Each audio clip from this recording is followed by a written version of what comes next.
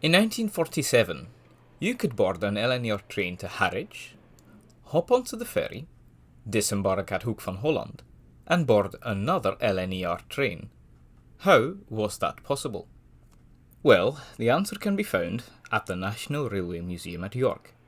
Conspicuous yet nigh invisible between the giants of both steam and diesel stands a little black electric locomotive. It may not look like much, but this is the most important electric locomotive class for both Britain and the Netherlands, one could argue, the whole of Europe.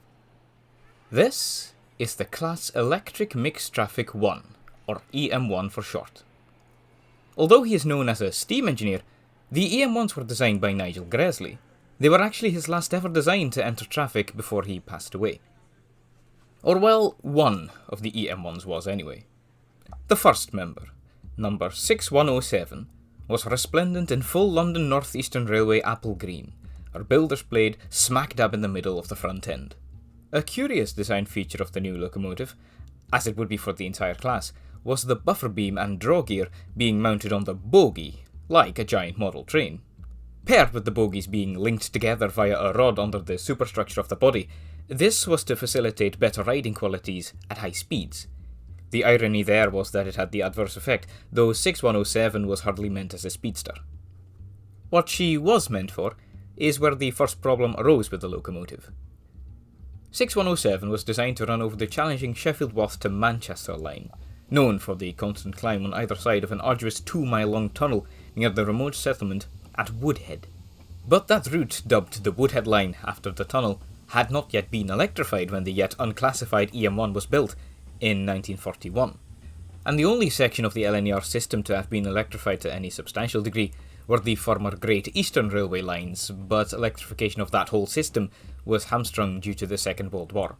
So, after the seas and railways were relieved of the stress brought on by the war, it was decided to bring the EM1, then renumbered to 6000 under Edward Thompson, to the Netherlands in 1947.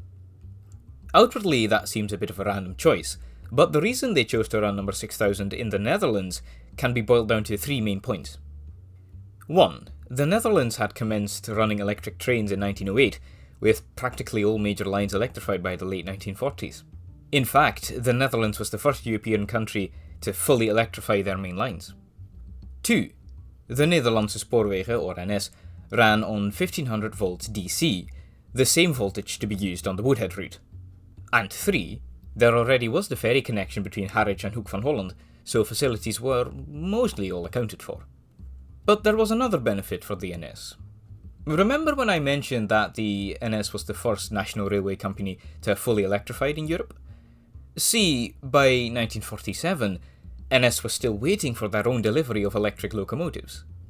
So, by loaning a British Electric, NS could get a feel of electric locomotive operation, and in doing so, seek a design philosophy to follow with further locomotive orders. The EM1 quickly proved popular to Dutch railway staff and enthusiasts alike. More colourful than any other NS loco, light on her feet and capable of doing just about anything NS tasked her with. Though, in the event, number 6000 found herself mostly holding trains between Utrecht and Eindhoven, by then the final electrified station. Testing, equally, proved fruitful, though mostly due to the drawbacks of the EM1 design. As I previously mentioned, the ride was rough at high speeds. The loco had a tendency to slip, EM1s even having a weight shift transformer to counteract this. 2 out of the 3 train brake systems were not compatible with the NS system, as number 6000 was fitted with air, vacuum, and regenerative brakes. NS ran their stock on air brakes, and the lack of inclines rendered regenerative brakes unnecessary. Though the biggest issue, and one which would become a trend with all further foreign designs for the NS, was that the EM1 was simply too cramped. Known for their height, the Dutch crews found 6000's cab uncomfortable, and when paired with the bumpy ride, crew comfort was not something to write home about. Nevertheless, the EM1 was subject to much care and affection, as not even the supplementary French testing electrics nor NS's own 1000 class of electrics were bestowed with the highest honour an item of rolling stock can achieve: a nickname. With her arrival on NS metals, just following the greatest conflict the Netherlands had ever known, and such terms as Jerry and G.I. Joe fresh on the mind, it was unavoidable that the EM1 would quickly garner the nickname Tommy. Back home, electrification of the Woodhead Line was in full swing, but no longer with the LNER at the helm, for that company had amalgamated in 1948 with the three other largest railway companies in Britain to form British Railways. BR had taken absolutely none of the feedback received from the NS regarding the EM1 design, and had commenced building the production class in 1950, poor ride and all. The class would eventually total 58 locos including Tommy, and they, much like the Woodhead Line itself, were to serve as the prototype for Britain's electrified main lines. No longer one of a kind, and development or adoption of the design abandoned by NS, Tommy kept up her regular service for the company. But even among new Swiss, French, and American electric designs, Tommy still proved a pet. She must have been the oddest sight. A small, mid-green electric loco carrying the ownership of a company no longer in existence, dwarfed by most other locomotives on the NS. But before she left, NS chairman Frans den Hollander officially christened her Tommy.